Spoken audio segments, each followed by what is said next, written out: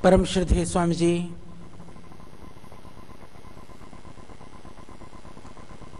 विभिन्न क्षेत्रों से, अनेक प्रांतों से, अनेक भावों और भावनाओं को लेकर के माँ भारती की सेवा के लिए एक मन में तमन्ना और उमंग लेकर के यहाँ पर पधारे हुए आप सभी बहुत ही प्रिय, बहुत ही आत्मीय सभी भाइयों को, सभी बहनों को मेरा बहुत वंदन, अभिनंदन। एक संकल्प है, एक स्वप्न है। स्वप्न देखना सहज नहीं है पर सरल है। स्वप्न भी सभी नहीं देख पाते हैं। स्वप्न भी देखते हैं तो उटपटांग देखते हैं, और उस स्वप्न को धरती पर उतारने के लिए मात्र एक साधन है, वह है संकल्प। और आप यहाँ पर आकर के आपने सोचा, आपके मन में एक भाव था, एक विचार था, एक कहीं दृष्टि थी, हमें कुछ देश के लिए करना है। और शायद आप पहले से ही अलग अलग क्षेत्रों में अपने ढंग से जुटे हुए थे। तो उस सोच को, उस संकल्प को मूर्त रूप देने के लिए श्रद्धेय स्वामी जी के आह्वान पर आप सब यहां पर आए। अब निश्चित रूप से वह संकल्प मूर्त रूप लेगा, वह साकार होगा, बशर्ते हम संकल्प से कभी विमुख न हो। अभी श्रद्धेय स्वामी जी आपको कह रहे थे कि हमने नहीं सोचा था ऐसा कुछ होगा, पर हमें अच्छी तरह से पता है। मैं छोटी सी एक घटना सुना करके बात को शुरू करता हूं। कनखल में हमारा जो पुराना आश्रम है, वहां पर एक बहुत पुराना भवन है जहां रास बिहारी बोस ने असेंबली में बम फेंका था। वो आकर के 3 दिन यहीं पर रुके थे। उसका एक पूरा इतिहास है। श्रद्धेय स्वामी कृपालु देव जी महाराज, वह एक क्रांतिकारी थे, वीर थे, एक स्वतंत्रता सेनानी थे, साथ ही एक बहुत पहुंचे हुए संत थे। तो उनके सानिध्य में बहुत सारे वीर आकर के वहाँ ठहरा करते थे। जब हमने यह अभियान शुरू किया तो हमारे लिए वह भवन जो है वो हमारा नींव का पत्थर है, जहाँ से हम शुरू हुए। तो हम लोग बैठ करके, गर्मी का मौसम था, रात्रि का समय था, हमें कोई कहीं मिला था, उसने कहा कि जी आयुर्वेदिक चाय हमारे को दे दो।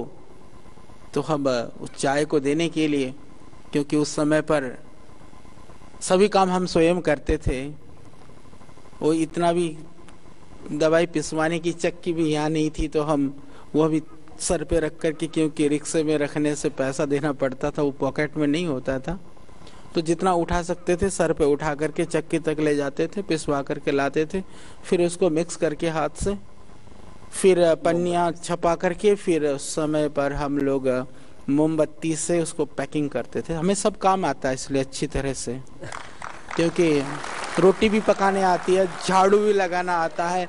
जहाँ जिस मानवता को, जीवन को जीने के लिए बड़ी बड़ी लोग चीज़ें बातें करते हैं, पर जो सामान्य चीज़ें हैं उसको भूल जाते हैं। पर हमने उसको विस्मृत नहीं किया, उसको करके किया। नहीं सीखा था, फिर हम सीखते रहे। हालांकि स्वामी जी से बढ़िया मैं पैकिंग कर लेता था, तो मुझे नहीं पता क्यों करता था। तो उसके बाद में दूसरे दिन किसी को देना था 2-3 क्विंटल चाय पत्ती, जो आयुर्वेदिक हर्बल टी है, वो किसी ने मांगी थी। 1-2 दवाइयाँ और थी। हमारे पास कोई साधन नहीं था, तो हम लोग अपना मोमबत्ती से, अपने मस्ती से, और लाइट भी नहीं, और उस टाइम पर चांदने में बैठ करके ही पैकिंग चल रही थी हमारी। तो एक संत थे वहाँ पर आए हुए थे, क्योंकि ठहरने के लिए वही भवन था। तो बाथरूम छत में ही साइड में किनारे पर होता था। तो रात्रि को उनके बाथरूम की इच्छा हुई होगी, वो उठ करके आए। उन्होंने देखा कि ये तो बिल्कुल जुटे हुए हैं। मैं था, स्वामी जी थे, फिर हमारे साथ 2 हमारे और मित्र थे। हम लोग 4 जने अपना बोरी खोल रहे हैं और उसको मिक्स करते जा रहे हैं, और मोमबत्ती में, पन्नियों में पैकिंग करे जा रहे थे। तो उन्होंने एक बात कही। उन्होंने उस समय पर किस भाव से कहा मुझे नहीं पता, पर जो कहा वो आज भी उसी तरह से मुझे स्मरण है जैसे कि वो बात अभी कही गई हो कि दुनिया में तुम्हारी यात्रा को कोई नहीं रोक सकता। मैं ये बात इसलिए आपको कह रहा हूं, यह इतनी सी बात है, यदि हम अपने कार्यों के प्रति पूरी निष्ठा के साथ, पूरी तन्मयता के साथ, पूरे पागलपन के साथ जुट जाते हैं तो दुनिया में कभी कोई रोक नहीं सकता है। तो उससे विमुख मत होना, यह मंत्र है। प्रारंभ का भी यही मंत्र है, समापन का भी यही मंत्र है, प्रवृत्त होने का भी यही मंत्र है, लक्ष्य तक पहुंचने का भी यही मंत्र है। जीवन में आप देखिए, हमारा मन जिधर करता है, जिधर हमारी रुचि और प्रवृत्ति होती है, आपकी रुचि और प्रवृत्ति हुई कि हमें हरिद्वार चलना है। मैं नहीं समझता कि आपके लिए हरिद्वार आने के लिए आपके सामने पूरी अनुकूलता थी। आप नौकरी करते हो, आप दूसरे कार्य करते हो, घर में है, परिवार में है, दूसरी व्यवस्थाओं को आपको मिलाना है। सब करने के बाद में आपने सोचा मुझे हरिद्वार आना है, तो आप आ गए। तो क्यों? क्योंकि आपने इस काम को महत्वपूर्ण कामों में शामिल कर लिया। व्यक्ति के पास 24 घंटा समय होता है। हम हमेशा कहते हैं कि भगवान जिसको, सबको जो समान रूप से भगवान ने कोई चीज दी हुई है तो वह वस्तु समय है। चाहे वो रंक है, चाहे राजा है, सबके पास वो 24 घंटा है। और उन 24 घंटों में हम जो सोचते हैं कि मेरे लिए महत्वपूर्ण है, हम उस कार्य समय को उस कार्य में लगाते हैं। बहुत सारे काम करने के लिए चीजें होती हैं, सर्वोच्च प्राथमिकता। तो जो उस समय कार्यों में हमारी जो प्राथमिकताएं हैं, हमारी सर्वोच्चता है, हमें वहां नियोजित करना चाहिए, जिसका जो परिणाम है। कभी कभी क्या होता है, हम बहुत विशाल परिणाम की अपेक्षाएं करते हैं। अपेक्षाएं बहुत होती हैं, करनी भी चाहिए, परंतु हमारी जो प्राथमिकताएं होती हैं वो बहुत छोटी होती हैं। तो सोच से नहीं, वह हमारी प्रवृत्ति से हमें प्राप्त होता है। इसीलिए सोच के साथ में हमारी प्राथमिकताओं को हमें तय करना होगा। जैसे आप अपनी प्राथमिकताओं को तय करेंगे तो फिर लक्ष्य कोई नहीं रोक सकता है। दुनिया में जब मेरे को याद है, जब जो है मैं गंगोत्री की ओर जा रहा था, ये 93-94 की बात है, मुझे आज भी याद है। उस समय मन में बहुत द्वंद्व था। जैसे आप युवक और युवतियां हैं, मन में कई बार बहुत द्वंद्व की, बहुत उथल पुथल की स्थितियां आती हैं। ऐसा कोई जीवन नहीं है जिस जीवन में उथल पुथल ही ना हो और बड़ी सहजता से, सरलता से कोई आपको परोस करके दे दे, कभी कोई नहीं देगा। और उस उथल पुथल में ही हमें शांति की स्थिति में पहुंचना है। तो उस समय पर बड़ी उथल पुथल और बड़ा द्वंद्व चल रहा था जब हम गंगोत्री की ओर जा रहे थे। मुझे आज भी याद है, मैं क्या करता था, मैं सोचता था कि साधना करनी है, बहुत कुछ करना है, एक जुनून तो था, पर कैसे करना कुछ समझ में नहीं आता था। उस समय पर बस में बैठे बैठे सड़क के किनारे पर, रोड पर जो है ना, वो लगे होते हैं सड़क के संदर्भ में, जैसे कि आगे तीव्र मोड़ है, कृपया सावधानी से चलें, और जो है इस तरह से बहुत सारी चीजें लिखी होती है सड़क के किनारे। तो सावधानी हटी, दुर्घटना घटी। तो मैं बड़ा उसको दिमाग में नोट करता जाता था और मैं उसको जीवन में उतारता था कि वो सावधानी कौन सी है जिसके हटने से दुर्घटना घटती। हालांकि वो बस के और उसका संबंध, रिलेशन सड़क में तो ट्रैफिक जो बस है, गाड़ी है, उसका और सड़क का संबंध था, पर मैं उसको जीवन के साथ जोड़ता रहता था। आगे तीव्र मोड़ है, आगे तीव्र मोड़ है, छोटी सी बात है। ये सूत्र हैं, वो हमें सिखा देते हैं। हम दत्तात्रेय जी को मानते हैं, हमारी परंपरा में, हम जो हिंदू परंपरा से जुड़े हुए, कहते हैं उन्होंने 36 गुरु जी बना लिए थे। क्यों? बोले कुत्ते बिल्ली को, सबको। तो हमें प्रकृति हर क्षण हमें सिखाती है, हमें शिक्षा दे रही है, हर चीज हमें सिखाने के लिए उद्यत है। भाई शंकर जी के ऊपर तो बहुत सारे चूहे चढ़े होंगे, हमने भी बहुत बार देखे होंगे, पर सभी स्वामी दयानंद तो नहीं बन सकते। मरते हुए को, पैदा बीमार को और रोगियों को भी सारी दुनिया ने देखी होगी, सारे गौतम बुद्ध तो नहीं हो सकते हैं। तो हमें कहीं से भी प्रकृति न जाने, हम बैठे हुए हैं, हमारे कब किस क्षण पर वह कौन सा शब्द है जो हमारे दिल में उतर जाए और ऐसे उतर जाए कि बाहर ना निकले, उसी क्षण हमारा कल्याण प्रारंभ हो जाता है। संत कबीर के संदर्भ में कहीं एक कोई लोग उदाहरण, एक कहानी सुनाते हैं, क्योंकि संत कबीर गृहस्थ थे और वो अपनी साधना भी करते थे और अपना कार्य भी करते थे, जो उनका वस्त्र आदि जो बुनने का काम है। तो कोई सज्जन जो है उनसे मिलने के लिए उनके घर पहुंचे।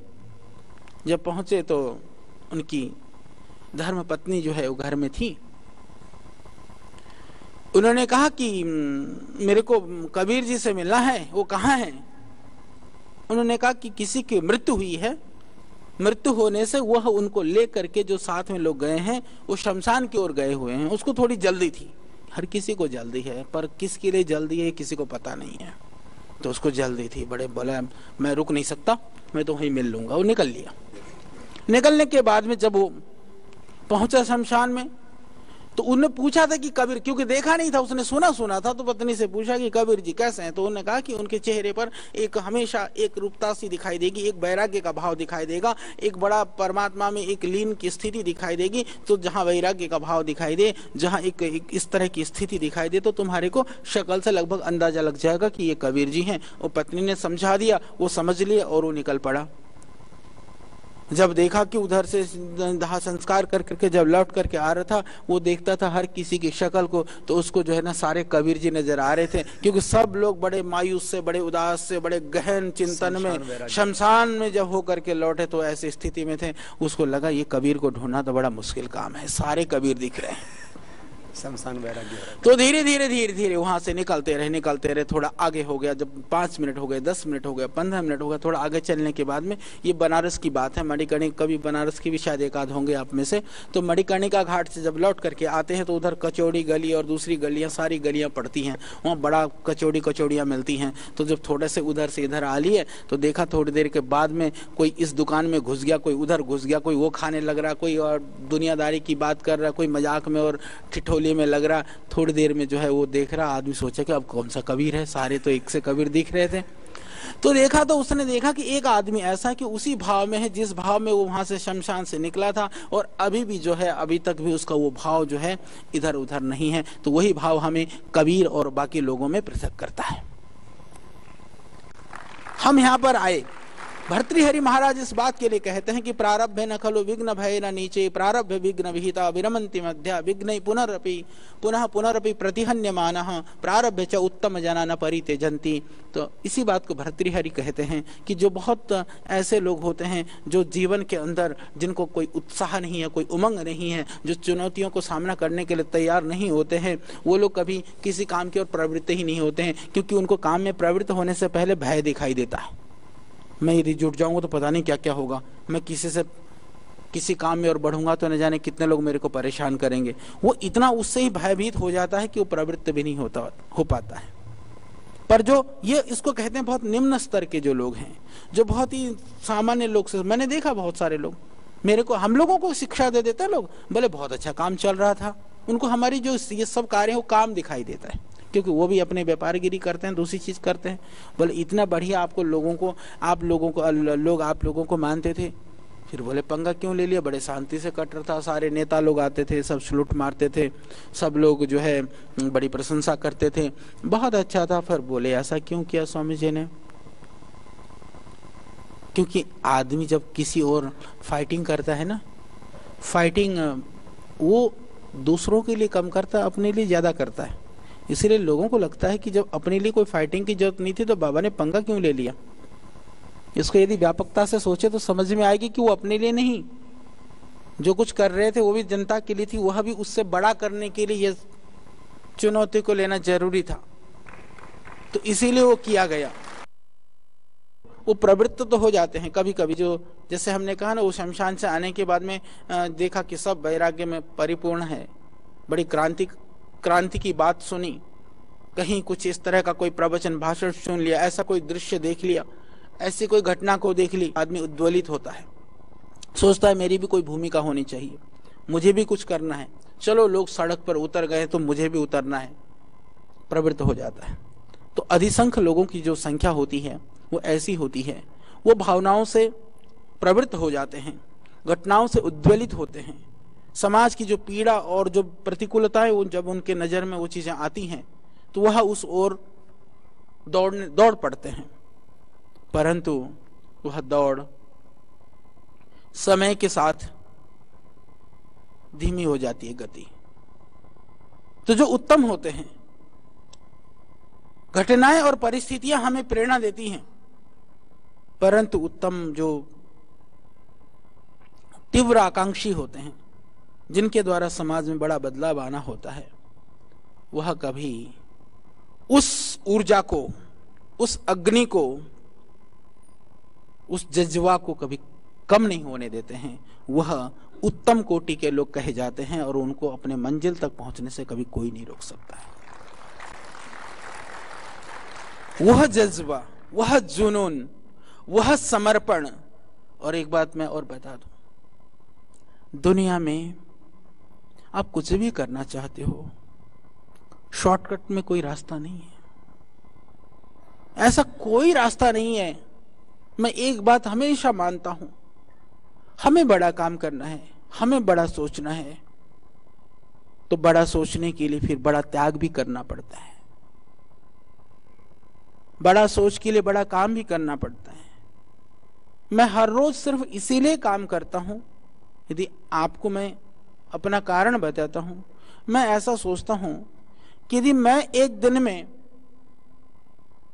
2 किलोमीटर चल सकता हूं तो मुझे हर रोज 2 किलोमीटर चलना है, क्योंकि मेरे पीछे जो आ रहा होगा उसको मुझ तक पहुंचना होगा, तो उतनी ही यात्रा करेगा तो ही मुझ तक पहुंच सकेगा।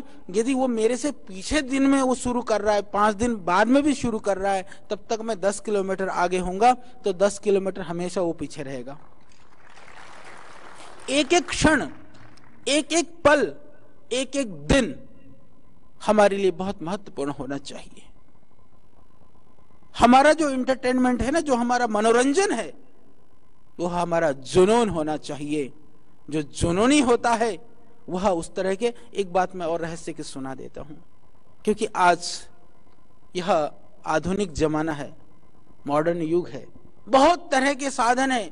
लोग मन को भटकाने के लिए, पतन होने के लिए, गिरने के लिए, कहीं कुछ विकार को अंदर लाना हो तो आप कहीं भी जाकर के कुछ भी पा सकते हो। हमारे यहाँ कहते हैं हमारा हरिद्वार क्षेत्र बहुत पवित्र है, वहां पर जो है मांस, मदिरा और अंडा निषेध है, पर यदि कोई पीने वाला प्यौड़ा हो ना और बहुत खाने वाला हो तो उसको वहां भी तलाश कर लेता है।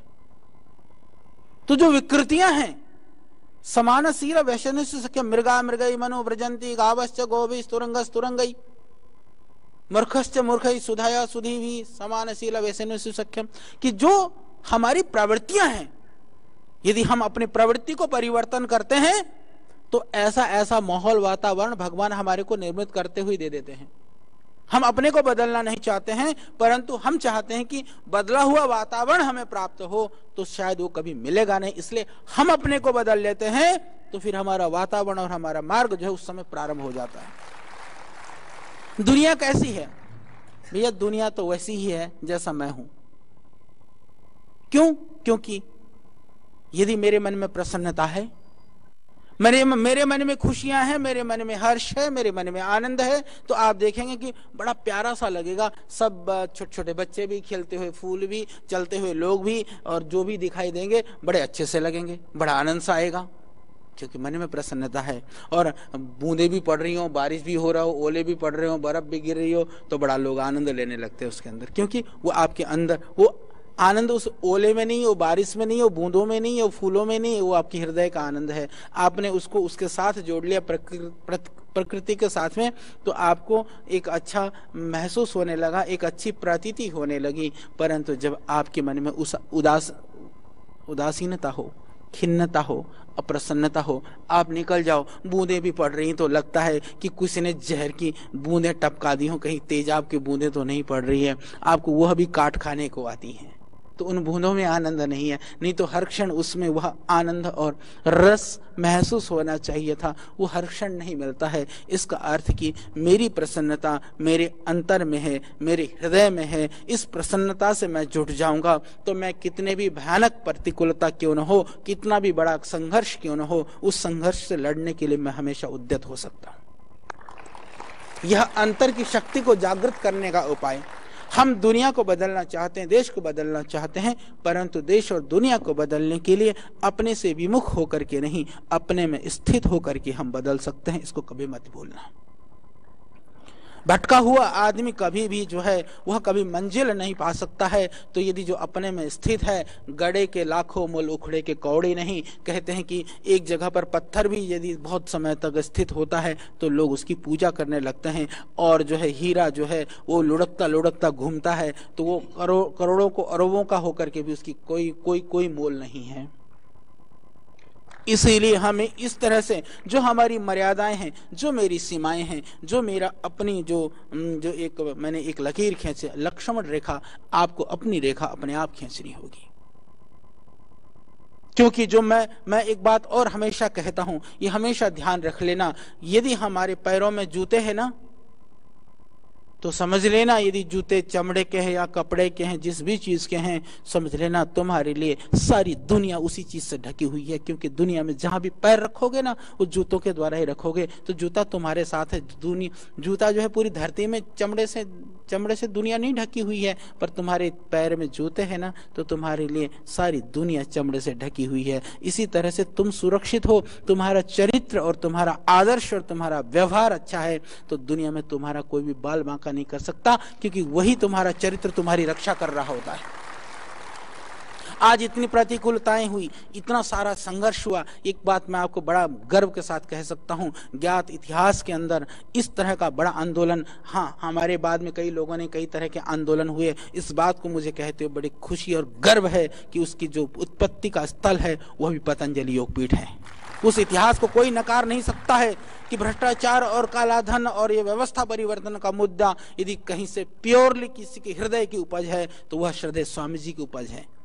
उसके बाद में एक पॉलिटिकल पार्टी के लोगों ने कालाधन वाली बात थोड़ी सी की, लोगों ने फिर व्यवस्था परिवर्तन और जन लोकपाल की बिल की बात हुई। मैं आपको बता देना चाहता हूं कि 2010 4 अगस्त जिस दिन हमारा आप लोग प्यार से जन्मदिन या जड़ी बूटी दिवस मनता है, उस दिन उसको यहाँ से मूर्त रूप देने की शुरुआत हुई थी। और कॉमनवेल्थ गेम्स की जो भी हुआ घोटाले वगैरह के लिए, उसके लिए जब जाने के बाद जो FIR दर्ज करने के लिए जो पहल थी वो भारत स्वाभिमान की थी, श्रद्धेय स्वामी जी की थी। श्रद्धेय स्वामी जी ने एक टीम के रूप में लोगों को जोड़ा था, तो पता नहीं था कि वो टीम के रूप में आकर के कहीं ना कहीं वो श्रद्धेय स्वामी जी के अभियान को ही खत्म कर देने की एक कहीं ना कहीं से ज्ञात अज्ञात एक षड्यंत्र चल रहा है, ऐसा था। परंतु एक बात मैं बता देना चाहता हूं, एक छोटी सी कहानी के माध्यम से। क्या हुआ कि एक बहुत बड़ा पीपल का वृक्ष था, बहुत पुराना था और बहुत वर्षों से वहां पर वो खड़ा था। फिर वहां पर किसी ने एक छोटी सी लौकी की बेल लगा दी साइड में। वो लौकी जो है महीनों में, 2 महीनों में, 4 महीनों में पेड़ के ऊपर छा गई। उसने लौकी ने पूछा कि दादा पीपल तेरी कितनी आयु? पीपल ने कहा बेटी मैं तो 60-70 साल का हो गया। बोले आप 60-70 साल के हो गए, मैं तो 60 दिन की तुम्हारे सर पर फिर गई, तुम तो वैसे ही रह गए। उसने कुछ नहीं कहा। उसके बाद में थोड़े दिन के बाद वो लौकी के बेल की जो है पत्तियां पीली पड़ने लग गई। उसने कहा बेल ने कि दादा पीपल ये मेरा ये क्या हो रहा है? पीपल ने कहा बेटी ऐसे के तो ऐसे ही हुआ करते हैं। तो इतनी ही बात है, तो पीपल होता है। इसीलिए वह अभियान जहां से शुरू हुआ है जड़ें गहरी हैं। कितना मैं आपको और बता देता हूं, दुनिया के अंदर जो आंदोलन करने वाले लोग होते हैं ना, कभी वो संस्था नहीं चलाया करते। एक पुलिस वाला कहता था मेरे को, बोला जी हमने कभी मार नहीं खाई। मैंने कहा भाई क्यों? बोला जी हम खा करके चले नहीं और मार करके रुके नहीं। बोला खा करके हमेशा सोया मैं, तो बोला शांति से भोजन हजम कर लिया। और बोला जहां पीटा और बोला वहां रुका नहीं, क्योंकि मार खाया नहीं इसलिए। तो ये जो बात है, क्योंकि जो आंदोलन करने के लिए काम है, किसी को पत्थर मारो और फिर आप खड़े नहीं रह सकते। चलो स्वामी जी किसी को बोल करके चले तो जाएंगे, कहीं भी निकल जाएंगे मान लो, ये संस्था तो कोई जेब में लेकर के नहीं चल सकते स्वामी जी। और एक संस्था चलाने का मतलब आप जानते हैं, एक फैक्ट्री चलाने के लिए लगभग 40 एनओसीज लेनी होती हैं, 40 लाइसेंस लेने पड़ते हैं एक फैक्ट्री चलाने के लिए। तो 40 लाइसेंस जो है कौन देता है जी? सर गवर्नमेंट देती है। अब गवर्नमेंट देने के लिए तो लोग जो बिजनेस करते हैं उनको रिश्वत देते हैं, उनको घूस देते हैं, उनकी चापलूसी करते हैं, उनकी बटरिंग करते हैं, अपनी जो कुछ करना सब कुछ करते हैं। क्या क्या करते हैं उससे आगे वो आप जानते हो। और यहाँ उनको डंडा दिखा करके, आंख दिखा करके फिर हम काम भी कर रहे हैं। उनके लिए तो इजी है कि कहीं से भी कुछ भी पकड़ लो, सारे काम बंद तो सब बंद। बहुत छोटी छोटी चीजें आप जानते हैं। एक घर में बिजली का कनेक्शन लेने के लिए, आपको पानी का कनेक्शन लेने के लिए, बिजली के बिल जमा करने के लिए कितनी मुसीबत होती है। भाई गए तो होगा, जो युवक हैं जवान हैं, आप लोग भी गए होंगे, माँ बाप ने कभी भेजा होगा, और जो बड़े हैं वो तो महसूस करते ही करते हैं। तो वो चीज तक करनी पड़ती है। तो हम इतना बड़ा संगठन चला रहे हैं। आज हमें गर्व है इस बात के लिए। श्रद्धेय स्वामी जी ने कहा आज हमारे को भगवान ने निमित्त बना करके लाखों परिवारों के जीवन निर्वहन के साधन को पैदा कराया है, तो हमारे लिए गर्व की बात है। तो वो सारा तो आश्रित इस संस्थान से है। तो वो सिस्टम को हिलाने के लिए, और हमें इस बात के लिए भी गर्व है, इन लोगों ने पूरी ताकत लगाई, पूरा षड्यंत्र किया। सब कुछ जो कुछ हुआ, आपने जो कुछ मीडिया के माध्यम से इधर उधर से महसूस किया, देखा। मैं उस संदर्भ में एक बात कहना चाहता हूं कि कहीं आपने एक चीज सुना कि बाबा रामदेव के पास एक भी ब्लैक मनी, काला धन, भ्रष्टाचार द्वारा अर्जित धन या इल्लीगल काम, इल्लीगल कोई चीज आपने सुना कहीं एक चीज में? ये इस सारी चीज, सारी एजेंसियां लगाने के बाद, और बता दूं आपको, आप हंसोगे, आप में से भी 2-4 भेज रखे हैं है ना, यहाँ भी भेज रखे हैं। इतनी हवा खुशक है उनकी। तो ये हवा इतनी खुशक हो रखी है तो किसने करी भाई?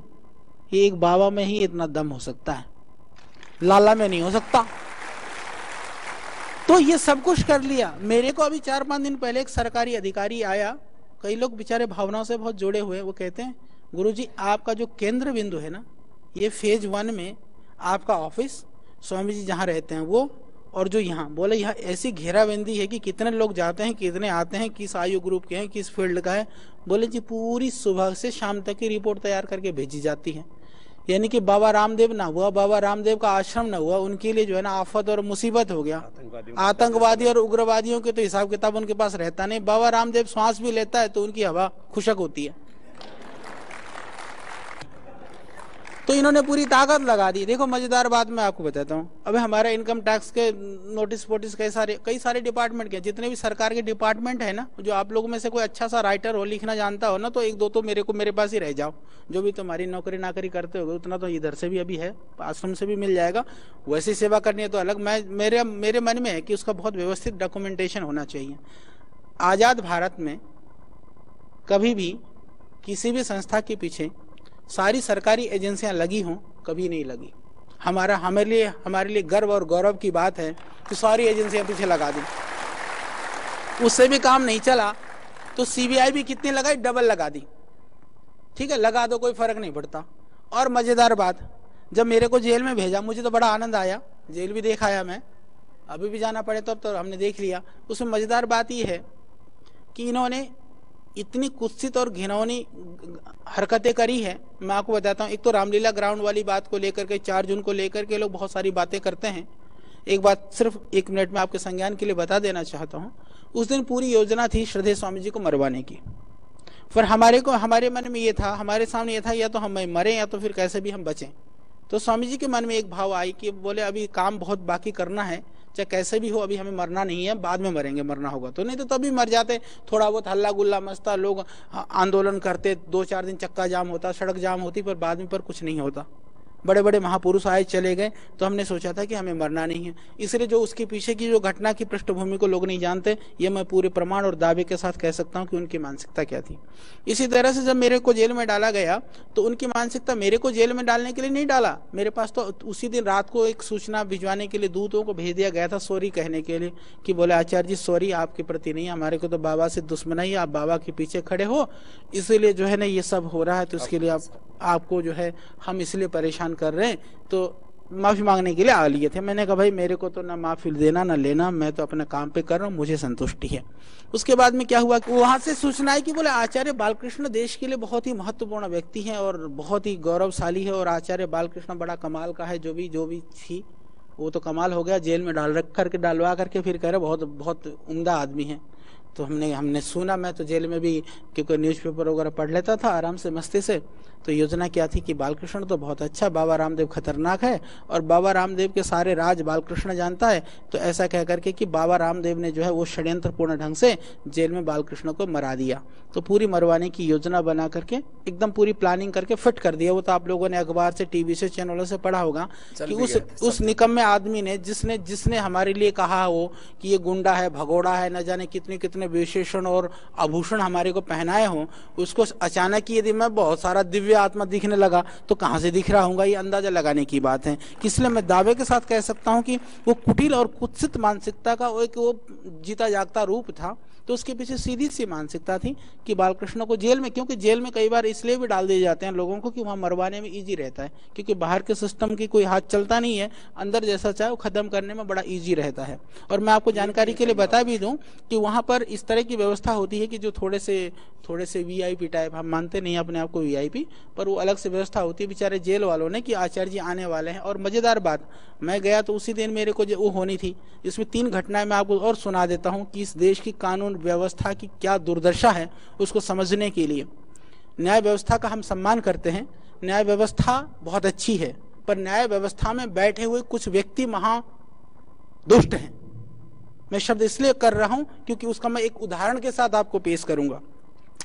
जब इन्होंने, जिस दिन हमारे तारीख थी, उस दिन क्या हुआ कि पहले जजमेंट लिखा जा चुका था।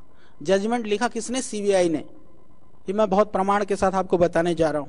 उसके बाद में क्या हुआ कि उसको कोर्ट में ले जा करके पहले उन्होंने यहाँ पर पुलिस वालों को भेज दिया। मेरा लॉयर वहां कोर्ट में खड़ा था, उसको जो है वो जजमेंट की कॉपी नहीं दी गई। मेरे पास पुलिस वाला पहले आया, आकर के पूरा मेरे को घेर लिया। मैं तो बैठा था ऑफिस में, काम कर रहा था तभी मस्ती से, ऐसी कोई बात नहीं थी। जब काम कर रहा था तब वो आया।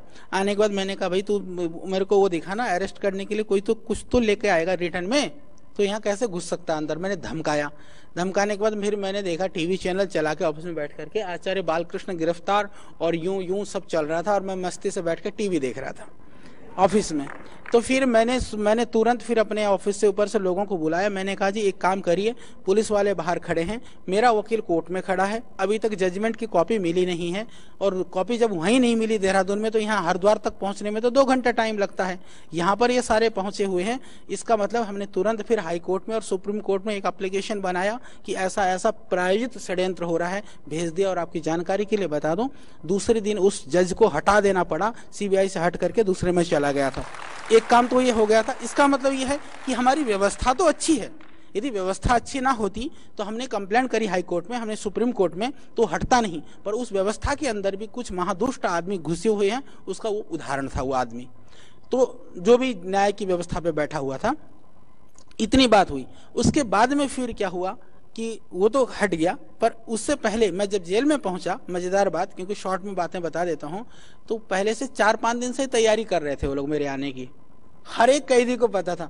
मैंने कहा भाई मेरा तो तारीख तो कल थी, तुम्हें पहले से क्यों पता? बोले गुरुजी सबको पता था कि आपकी तारीख है और आपको जमानत नहीं मिलेगी। मतलब एक आम कैदी को और जेल में सारी सूचनाएं थी, उनको पहले से प्री प्लानिंग था कि किस किस तरह से इनको लेकर के आना है। उसके पीछे एक ही कारण था कि उसके बाद स्वामी जी का आंदोलन था कि बाबा जी जो है रामलीला में आंदोलन करना भूल जाएं और जेल के बाहर ही धरना प्रदर्शन करें, और फिर ये प्रचारित कर दिया जाएगा कि बाबा जो है कानून व्यवस्था के ऊपर जो है हस्तक्षेप कर रहा है, ये कर रहा है, एक तरह से बदनाम कर दिया जाए और इसको अंदर भेज करके खत्म कर करके वो सारा ठिकरा बाबा के सर पर मड़ करके बाबा को फिर जेल में अंदर कर दिया जाए कि बाबा रामदेव ने बालकृष्ण को मरवा दिया, बाबा अंदर, काम खत्म, संस्था भगवान ने हमें निमित्त बना रखा, संस्था खत्म, बाबा जी अंदर, आंदोलन खत्म। तो ये योजना बढ़िया प्लानिंग ढंग से करी थी। पर एक बात मैं आपको बता देता हूँ, बहुत मजेदार बात, इसको हमेशा याद रखना। जो ये होते हैं ना कौवे और जो गिदड़, कौवे, गिद्ध, गिदड़, जिसको जयकाल, जो श्रृंगाल जिसको बोलते हैं, सियार, ये तीन क्या करते हैं पता है आपको? ये कभी भी जिंदे को नहीं खा सकते, ये मरे हुए जानवरों को खाते हैं। और वो हर रोज प्रार्थना करते हैं कि जानवर मर जाए, सारे गांव कोसते रहते हैं। वो कहते सारे गांव को जानवर मर जाए तो बस छक में खाने को मिल जाए, तो कोसते रहते हैं। तो ये कौओं के कोसने से कभी जानवर मरे? आज तक ढोर मरे हैं? तो ये जरूरी नहीं कि ये इनके जो है ना, ये गिदड़ों के चिल्लाते रहने से कई जानवर मर जाएंगे, ये जरूरी नहीं है। तो मैं अंदर गया जेल में, आपको मैं बता देता हूं कि सब तैयारी में बैठे। और मजेदार बात मेरे लिए, जैसे वो थोड़ी होती है ना 20 श्रेणी, थोड़ी सी व्यवस्था, वो सफाई सुफाई करके रख रखी थी। तब तक फोन पहुंच गया मेरे सामने ही, मैं गेट पे पहुंचा, वहां जो व्यवस्था में थे कि आचार्य बालकृष्ण को जो वहां सबसे कम से कम तर व्यवस्था है, खूंखार कैदी, जो भी कैदी हैं खूंखार हैं, जो जहां जिसको कहा जाता है जहां शुरू का बैराक, जहां जाते सबको जहां भर देते हैं, बोले उसी में ही रखना है। जितने भी बलात्कारी, हिंसा, खूंखार, जो भी अपराधी, निरपराधी, मर्डर करा हुआ, जो भी सब पहुंचता है उसी में ही वहीं रखना है। और मैं आपको बता देता हूं, मेरे जाते ही एक कैदी बेचारा, जिसके वो सीमेंट के फट्टे होते हैं, ऊपर ही बैठे होते हैं, साइड में भी होते हैं, कभी कभी दिखा के लाएंगे बाद में, जो ज्यादा काम करोगे ना तो वही दिखा लाऊंगा, तीर्थ यात्रा करा के। वैसे ही चलेंगे ना, अपनी इच्छा से भी चलेंगे, भेजेंगे तो भी चलेंगे, कोई बात नहीं। तो उसके बाद में जो है, क्योंकि जेल सबसे लास्ट भय है। मैं आपको बताऊं, जेल का आगे तो क्या है? फांसी है ना। सारे जितने न्याय, कानून, व्यवस्था, सारी धंधे लास्ट में कहाँ डालते हैं? जिले जाकर के जेल में डालते हैं। अच्छा, मैंने अच्छे कर्म कर रखे हो तो जेल में जाए तो मेरे को क्या भय है भाई? उसके बाद लास्ट क्या है? फांसी पे लटका देते हैं। अरे हम तो जीते जी फांसी को लटकने को तैयार, तो फिर जेल से क्यों डरना? हम तो उससे आगे की चीज के लिए तैयार बैठे हैं, लटका दो ना, हम तो लटकने को तैयार बैठे हैं। तो जेल कौन सी बड़ी बात है? ठीक है। और जहां तक रहेगा आश्रम को, अभी आपको पता है, बता देता हूं, आज मेरे पतंजलि योगपीठ के खाते सीज हैं, सारे खाते सीज हैं। पतंजलि योगपीठ का कोई अकाउंट नहीं चलता अभी। तुम्हारा हो जाए ना तो कुछ हो जाए, 500 रुपया खो जाए तो शकल जो है ना बंदर सी बना लेते हो, बोले भाई मेरे तो खो गया। अरे वो देखो ना, प्रैक्टिकल बात कर रहा हूं मैं, तो क्या बिगड़ रहा भाई? और ये मजेदार बात जो मैं बता रहा था ना आपको, फिर जेल में पहुंच लिया। पहुंचने के बाद में एक बहुत पढ़ा लिखा आदमी था और निरपराध वहां पर था। 2-3 घटनाएं सुनाता हूँ। बहुत एजुकेटेड था, IIM वगैरह से MBA वगैरह किया हुआ था, विदेशों में जॉब किया हुआ था, अच्छे MNCs में काम किया हुआ था, बहुत अच्छा आदमी था, मिश्रा करके। वो रोने लगा मुझे देखते ही। मैंने कहा भाई तू क्यों रो रहा है भले मानस? बोला गुरुजी जब हम जेल में आए तो हमने सोचा कि हमारा दुर्भाग्य है, आज मैं आपको यहाँ देख रहा हूँ तो मुझे लगता है कि इस देश का दुर्भाग्य है। तो मैंने कहा भाई तू परेशान मत हो ले। और मैं बताऊं, आप सच बात बता रहा हूँ, आधे से ज्यादा लोग रो रहे थे मुझे, मैं तो मस्ती में था, वो सारे रो रहे थे मेरे को देख करके। जेल के अंदर जो जेल में बंद है वो लोगों की बात कर रहा हूँ मैं, बाहर तो क्या भगवान, मेरे को पता है कि बहुत सारे लोग रोए। आप लोगों के भी कईयों की आंखों में आंसू होगी, मुझे नहीं पता। एक तो यहाँ आकर के मिलने के बाद फुट फुट करके रो रहा था। बोले जब आप जेल में गए ना तो बोले मेरी पत्नी बहुत रोई, ये कह रहा और रोए जा रहा। मैं कहूँ तेरी पत्नी बहुत रोई, तो अब क्यों रो रहा है? तो ये हमारे लिए कितनी ताकत देती है, आप कल्पना कर सकते हो? आपकी थोड़ी सी भी संवेदना, आपकी थोड़ी सी भी भावना हमें टॉनिक का काम करती है पूरी ताकत से। इसलिए तो मस्ती से लगे रहते हैं। अरे दुष्ट थोड़े से लोग हैं जो हमें लटकाने के चक्कर में, बाकी तो सब साथ देने को तैयार बैठे हैं। सबको पता है क्या हमारे लिए बड़ी बात नहीं है भाई। जीते जी यदि आज हमारे साथ मरने मिटने के लिए लाखों लोग खड़े हैं तो बताओ कौन सी वो है, इससे बड़ी और कौन सी बात हो सकती है? तो वहां देखा लोगों के आंखों में आंसू। मैंने कहा भाई तुम रो क्यों रहे? उसमें खूंखार लोग भी थे, ऐसा नहीं, ऐसे ऐसे लोग थे बड़े बड़े खूंखार जिन्होंने बड़े मर्डर और कत्ल कर रखे। बड़े हिंसा की वृत्ति वालों के मन में भी कहीं ना कहीं संवेदना होती है, भावना होती है। वो अपने आप अच्छे काम तो नहीं कर सकते, पर वो अच्छे कामों के लिए वह भी प्रशंसा करते हैं। हमने वह देखा, 2-4 आए, गुरुजी आपके लिए कुछ भी करना पड़े तो हम करने को तैयार हैं। मैंने पूछा ये जेल में क्यों आया है? बोले जी 10-12 टपका के आ रखा है। मैं कहा तेरी सेवा की मुझे जरूरत नहीं है। ऐसे ऐसे लोग वहां खड़े होली सारे। और मैं आपको और आगे की बात बताता हूँ, उनको पता चल जाता है जेल का अलग तंत्र है, अलग व्यवस्थाएं हैं, वो भी मैंने देखा, अलग तरह की दुनिया और नेटवर्क है। तो उन्होंने कहा गुरुजी आपको मरवाने की पूरी योजना है, पर बोला आप चिंता मत करना। मैंने कहा मैं तो कर ही नहीं रहा हूं, मैं तो शाम को पहुंचा, थका हारा था, क्योंकि 1-1.5 दिन बोले। मैंने कहा भाई रोटी ला के दे दो, रोटी ला के दे दी, खा लिया, मैं सो गया अपने मस्ती से। मेरे को और क्या करना था? तो मैंने कहा चलो सुकून से सो तो सकूंगा। मैंने कहा आश्रम उश्रम महाराज जी देख ले, क्योंकि अंदर से तो ना फोन होता ना काम होता। तो उसके बाद में मैं लेट लाट लिया, सुबह उठा। फिर उसके बाद दूसरे दिन से उन लोगों ने क्या किया मैं आपको बताता हूँ। उन लोगों की जो संवेदनाएं, भावनाएं संवेदनाएं जो है ना, कहीं खत्म नहीं होती आदमी की। मेरे को पानी नहीं पीने देते थे वो। क्या बोला? गुरुजी पहले हम पानी पियेंगे। 2 जने पानी पीते थे, फिर मेरे को पीने के लिए देते थे। रोटी के लिए रोटी आती थी तो गुरुजी हम आपको खाने नहीं देंगे। वो पहले वो खाते थे, फिर मेरे को खिलाते थे। बोले मरेंगे तो हम मरेंगे ना। बोले हमारे मरने से तो हमारे बीवी बच्चे, एक परिवार वो रोएगा। बोले जी आप चले गए तो गुरुजी सारा देश रोएगा। ये भावना उनके अंदर। तो वहां भी मैं जाकर के मैं तो हो गया हीरो सारे। और इतने खतरनाक ढंग से उन्होंने सबने लिख करके एप्लीकेशन दे दिया कि हमें आचार्य जी से योग सीखना है। आपको पता है मना कर दिया गया और मेरे को अलाउ नहीं था मैं दूसरे बैराक में भी चला जाऊं। क्यों? क्योंकि पता था कि वहां जाकर के आचार्य सबको इकट्ठा कर लेगा, फिर तो खेल खत्म। पर लोग तैयार हो गए थे लोगों ने। मैंने तो स्वामी जी जब मिलने के लिए गए, मैंने पूछा, सारे तैयार बैठे थे। बोले भूख हड़ताल करना तो हम करने को तैयार हैं, जो कुछ करने को हम करने को तैयार हैं। तो फिर मैंने पूछा कि जेल के कानून के हिसाब से यदि यहाँ पर अंदर विरोध करते हैं तो क्या होता है? बोले जी दूसरी जेल में भेज देंगे। बोले हम तो पहले से बंद पड़े हैं। तो बोले हम उसके लिए भी तैयार हैं। सारे तैयार थे। पर मैं आपको बताता हूँ, मैंने उसके लिए उनको रोका कि मैंने कहा अभी नहीं, क्योंकि फिर वो आंदोलन का हमारे को चिंता थी कि 9 अगस्त वाला बिगड़े ना। तो मैंने कहा भाई अब शांति से उसको करो। तो आंदोलन वाले दिन भी बोले बाबा जी वहां बैठेंगे, हम यहाँ बैठते हैं। सारे तैयार एक एक। अच्छा दूसरा क्या होता है कि वहां भी ना लीडरगिरी चलती है। तो दूसरे बैराक के जो उठ करके आ जाते हैं मिलने के लिए, उनको बैराक में वहां पर कंट्रोल होता है। सारे आगे बोले गुरुजी आपको नहीं जाने दे रहे। कोई बात नहीं, मैं तो जा सकता था। बोले हम लेके चलेंगे। मैंने कहा भाई देखो ऐसा है, मुझे यहाँ कोई नियम नहीं तोड़ना है।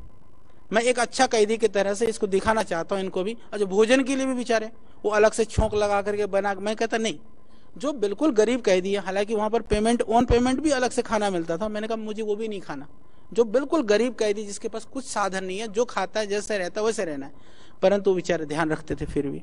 उसके बाद में जो बात मैं बताना चाह रहा हूँ, जो बड़ी बात यह है कि मैं रात को सोता भी था। यहाँ तो मैं अकेले रहता हूँ, अकेले सोता हूँ। मेरे घर में तो वो जो काम करने वाले लड़के बाहर से ताला लगा के जाते हैं, मैं अंदर सोता हूँ। क्योंकि मैं सोचता हूँ कुंडी लगाने के लिए आऊंगा, सुबह उठेंगे फिर खोलने जाऊंगा। मैंने कहा इससे अच्छा लगा के जाओ और आकर के खोल ले।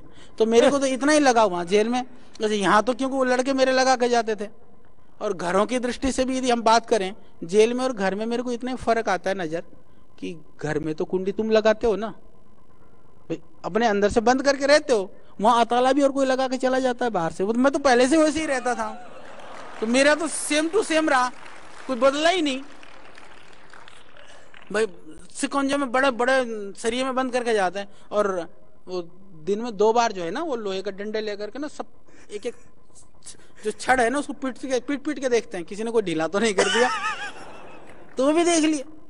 तो उसके बाद में जो है रात को जब मैं सोता था, मैं एक करवट भी ले लूं ना, 2-3 जगे हुए मिलते थे मुझे। गुरुजी पानी चाहिए, गुरुजी आपको कुछ चाहिए। मैंने कहा तुम सो क्यों नहीं रहे, सो जाओ। तो जबरदस्ती मेरी चौकीदारी करते थे वो, क्योंकि उनको लगता था कि गुरुजी को कहीं भी कुछ भी ना हो। क्योंकि कभी कभी क्या होता है ना, जो नए कैदी आते हैं ना, वो पागल पुगुल बना करके भी भेज दिया जा सकता है कि खूंखार था, इसको अंदर बांट दिया, तो इन्हें गले दबा दिया, आचार्य का खत्म हो लिया वहां। बोले जी लड़ रहे थे और आचार्य जी छुड़ाने के लिए कहा तो बोले मार दिया, खत्म कर दिया। बहुत ईजी है जेल में मारना। बहुत अभी कानून व्यवस्था में बहुत सुधार की जरूरत है। 50 से 60% लोग जो है वहां पर निरपराध हैं। आज भी जेलों के अंदर भी सड़ रहे हैं, आजीवन कारावास भुगत रहे हैं। गरीब लोग और गरीब लोग, ऐसे भी लोग मैंने देखा कि उसकी जमानत हो गई। जमानत भरने के लिए 5,000 रुपया देने वाला नहीं, वो 2 साल से पड़ा हुआ है 5,000 रुपए के लिए। आधा लीटर पेट्रोल चोरी कर लिया के लिए 2 साल से पड़ा हुआ है। तो बड़ी खतरनाक और बहुत दयनीय स्थिति, आप कल्पना नहीं कर सकते कि उसके अंदर क्या है पहुंचने के बाद में। तो इस तरह से बैठे रहते थे। बाथरूम 2 थे। मैं थोड़ा सा, गुरुजी नहाना है, हम चलते। एक झाड़ू लगाएगा, एक साफ करेगा, एक यूं करेगा। तो मेरे को तो बड़ा सारे, मैं इस बात के लिए सबका हमेशा याद करता हूँ। वो दिन मुझे हमेशा याद आता है। परंतु उसकी सबसे बड़ी बात यह रही कि वहां पर भी परमात्मा ने उन कैदियों के अंदर वो संवेदना भर दिया, और वो संवेदनाओं से वही स्वयं ही भगवान के दूत बन करके उन्होंने हमारी रक्षा करी। ये दुष्ट वहां भी बाल बांका नहीं कर सके।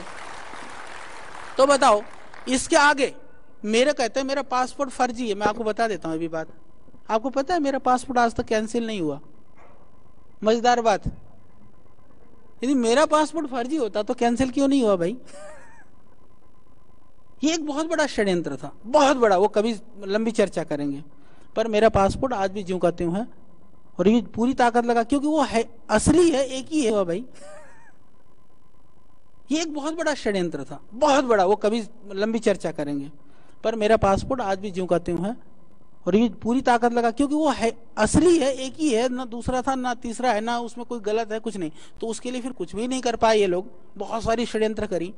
तो जिस संपूर्णानंद की मेरे पास डिग्री है ना, जिनको बनारस के आड़ों से पड़ोसी हैं, तो संपूर्णानंद यूनिवर्सिटी वालों ने अभी जो है एक मेरे पास फर्ज है लंबा चौड़ा सा, वो कहते हैं कि सारी यूनिवर्सिटी की सीबीआई जांच करा लो। सीबीआई क्योंकि वहाँ सारे जितने भी जो सर्टिफिकेट हैं, किसी को भी पकड़ करके आप नकली बनाना हो तो किसी को भी बोल सकते हो कि तेरा नकली है, क्योंकि रिकॉर्ड उनका गड़बड़ है। मेरे प्रिंसिपल ने कहा, बोला जी इनका तो असली है, तो पढ़ते थे।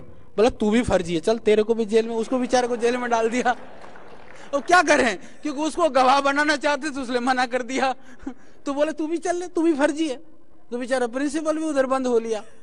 तो जो चीजें हैं आप कल्पना करोगे तो आपको हंसी आएगा। और तीसरी बात, मजेदार बात, डिग्री का और पासपोर्ट का कोई रिलेशन है? उस गवर्नमेंट की डिग्री का मैंने कोई बेनिफिट लिया, प्रॉफिट लिया आज तक? भगवान की दया से 1-8 लाख लोगों को नौकरी तो दे ही रहे हैं हम, प्रत्यक्ष रूप से 10,000 लोग काम कर रहे हैं मेरे पास। तो भगवान की दया से अच्छे रिसर्चर हैं, साइंटिस्ट हैं, डॉक्टर हैं, IIM वगैरह के पढ़े हुए हैं, हार्वर्ड के हैं, ऑक्सफोर्ड के हैं, सब लोग यहाँ पर हैं। तो उनका यदि उनका देने के लिए मैंने तो यहाँ बोला सीबीआई के सामने, मैंने कहा देख सुन, तो कहता है मेरी डिग्री नकली है। मैंने कहा मेरी पढ़ाई जो है ना, मैंने कहा जो किताबें पढ़ी ना, मैंने कहा अभी ले ले मेरी परीक्षा, आज दे देता हूँ एग्जाम। मैंने कहा ऐसे नहीं, गुमराह में यहाँ। तो क्या करें बेचारे? तो ये जो चीजें हैं, ये एक हंसी आती है। क्या कर लोगे ज्यादा? अच्छा ये बताओ, तुम यहाँ बैठे हो, ज्यादा से ज्यादा तुम्हारे को बहुत बढ़िया हो जाए, अच्छे खासा पैसा कमा लिया। कितने हैं जिनका ब्याह नहीं हो रखा है? लड़के लड़कियां सारे हाथ खड़ी करियो। देखो इतने तो अभी ऐसे ही बैठे हैं। अब ये क्या स्वप्न देख रहे होंगे?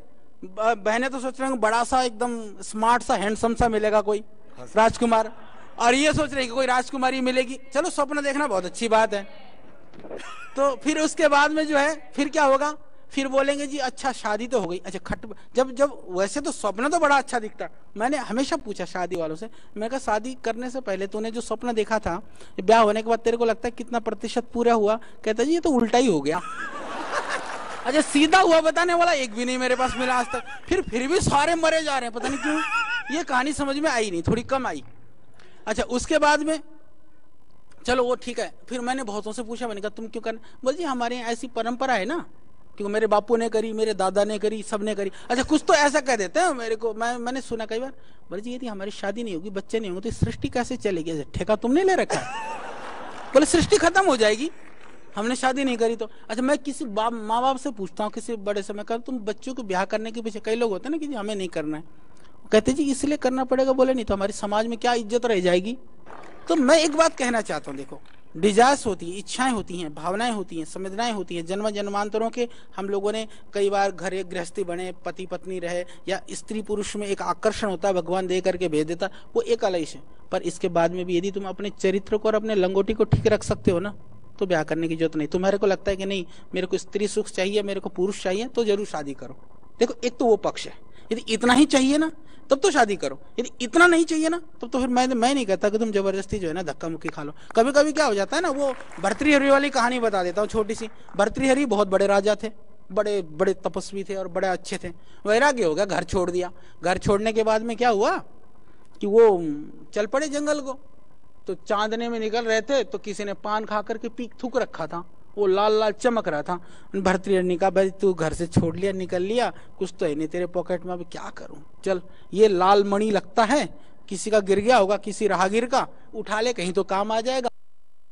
तो देखा वो थूक पीक था यूं, बोला धत्तेरी की, बोला सारा घर छोड़ दिया, राजपाट छोड़ दिया, सब कुछ, बोले किसी के पीक पे हाथ मार रहा है। तो कभी कभी ऐसा भी डूब मरते हैं कई लोग। तो वो सत्यानाश करने से अच्छा तो ठीक है, एक कम से कम एक परंपरा से ब्याह शादी करके घर गृहस्थ बसा करके भी सेवा कर सकते हो। तो मैं कोई गृहस्थ का विरोधी नहीं हूँ, उससे भी बहुत अच्छे काम हो जाते हैं, परंपराएं भी चलती हैं। एक ऋषि परंपरा भी हमारे यहाँ तो अविवाहित रहने के लिए पता है किसके लिए विधान है? जो तीव्र वैराग्यवान हो, क्योंकि बिना वैराग्य जो है ना ज्यादा देर नहीं चलता। कोई फिर वही पीक में हाथ डालने वाली बात हो जाती है कहीं ना कहीं, मैं सत्य बात कह रहा हूँ। तो वैराग्य को पैदा किया जा सकता है, नहीं है तो थोड़ा सोचो ये जीवन क्या है, जीवन के मूल्य और मर्यादाएं क्या हैं, ये जीवन का लक्ष्य क्या है जन्म, क्या है मृत्यु। थोड़ा चिंतन करोगे तो अपने आप आ जाएगा ना, उसको ढूंढना थोड़ी पड़ता है वैराग्य को। तो ये एक अलग विषय है। तो मैं बात कर रहा था, देश की बात कर रहा था। चलो हम घर गृहस्थ भी हो गए, हमने बच्चे भी पैदा कर लिया, हमने अपने घर गृहस्थ भी चला ली। चलाने के बाद में क्या क्या इच्छाएं होती है जी घर गृहस्थ में? थोड़े से साधन ज्यादा हो, पैसे हो, घोड़ा गाड़ी हो, जितना होता है उससे ज्यादा की अपेक्षा होती है। मैंने तो ऐसा बहुत कम देखा कि उतने में संतुष्ट हो जाए जितना था। तो आदमी ज्यादा ज्यादा की चाहत करता रहता है।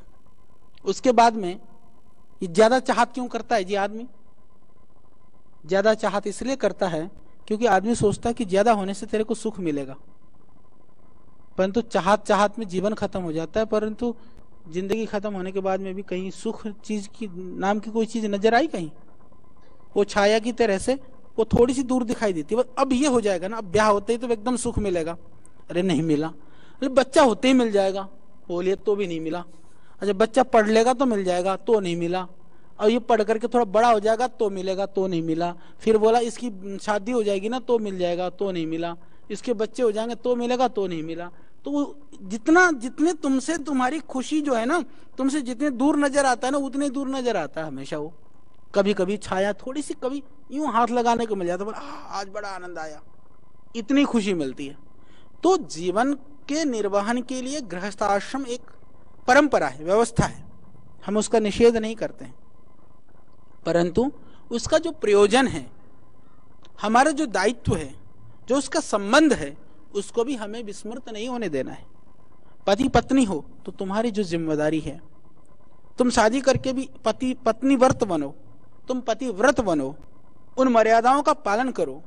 तुम्हारे माँ बाप के लिए जो तुम्हारी जिम्मेदारी है उसको तुम निभाओ।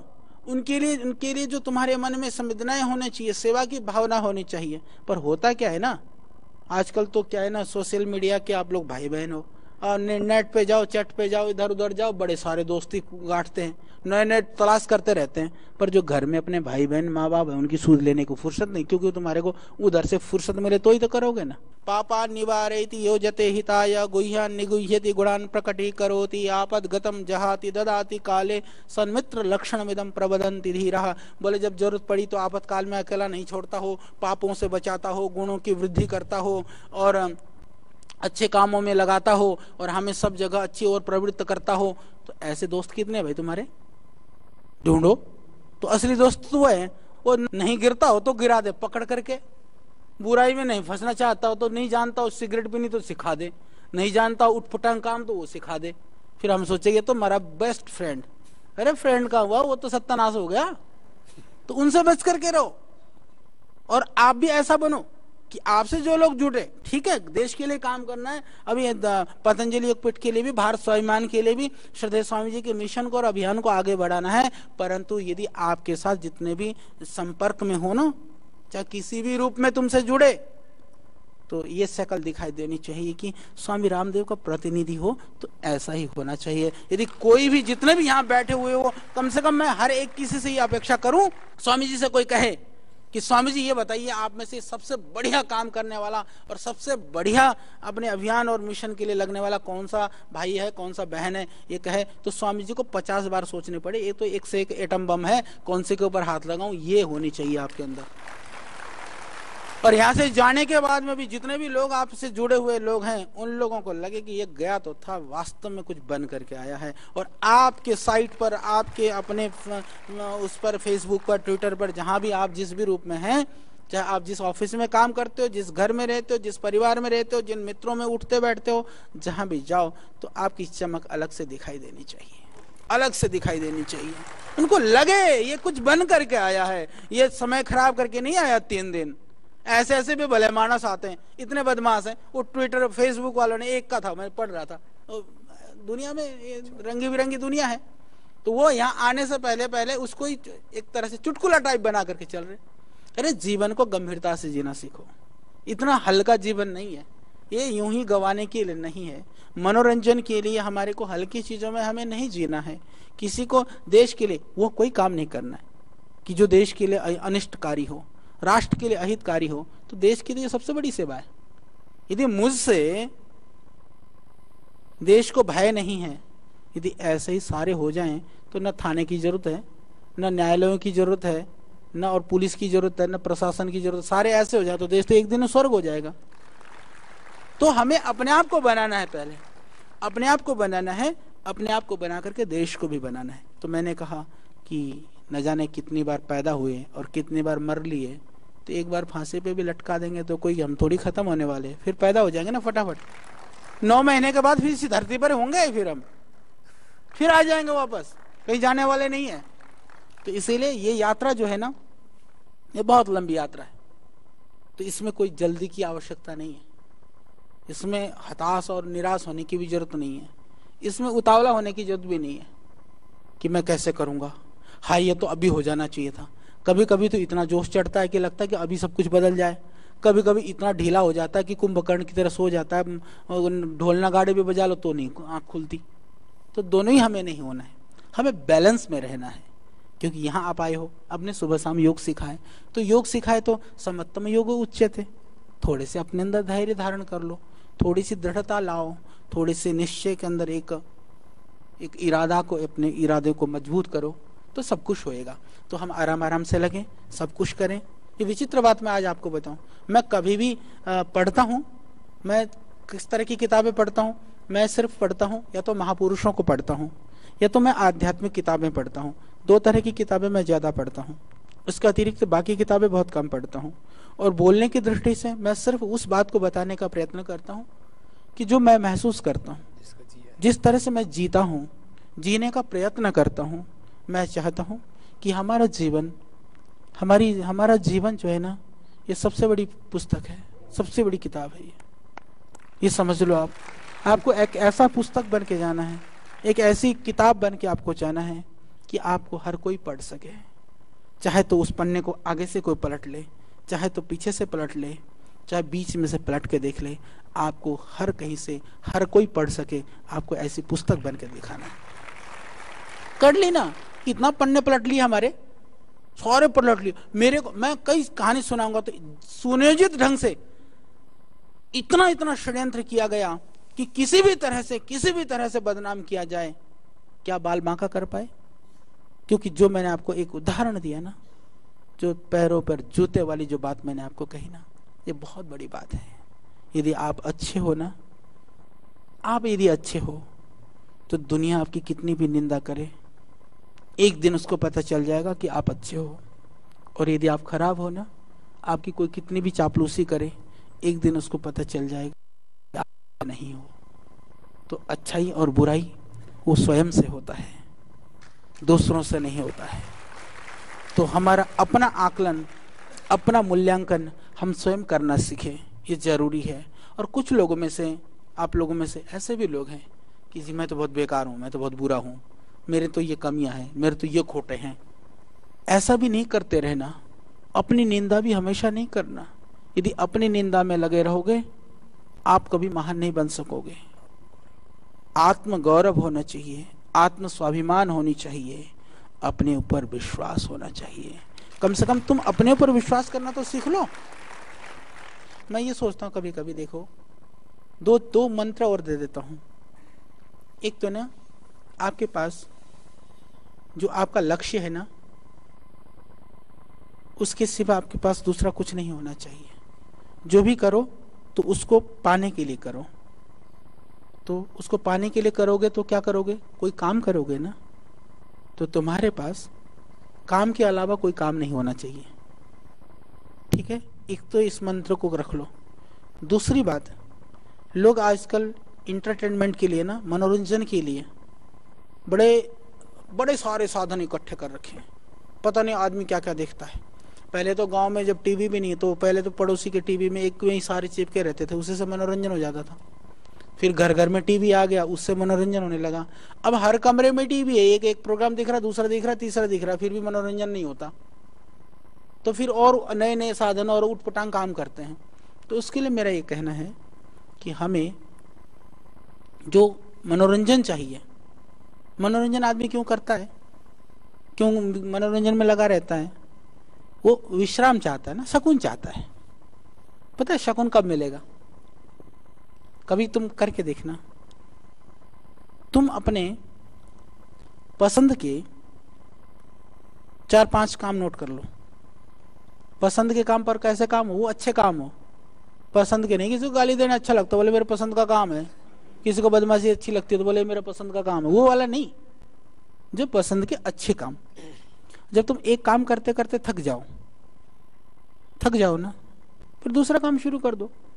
देखो, मेरे को पसंद का काम क्या है, एक मेरे को पहाड़ों में घूमने में, जंगल में बड़ा मजा आता है। बहुत मजा आता है। और जंगल में कैसे घूमने में मजा आता है मैं आपको बता दूं, आप सोचोगे क्या पागलपन की बात कर रहे हैं आचार्य जी। ऐसी जगह पर जाओ, नई जगह पर, जहां से निकलने का रास्ता नहीं पता हो। सच बता रहा हूँ, मेरे को बड़ा, मैं ले जाता हूँ, कभी कभी बच्चे जाते हैं, कभी कभी तो ऐसे हैं विश्वविद्यालय के दूसरे बहुत, कई लोग तो बिल्कुल उच्च। और एक बार मेरे साथ जो जंगल में चला गया ना, या तो हमेशा मेरे साथ जाने की बात करेगा, नहीं तो कान पकड़ लेगा वो, कभी नहीं जाएगा। तो स्वामी जी को रुचि नहीं है, कभी कभी जबरदस्ती ले जाता हूँ।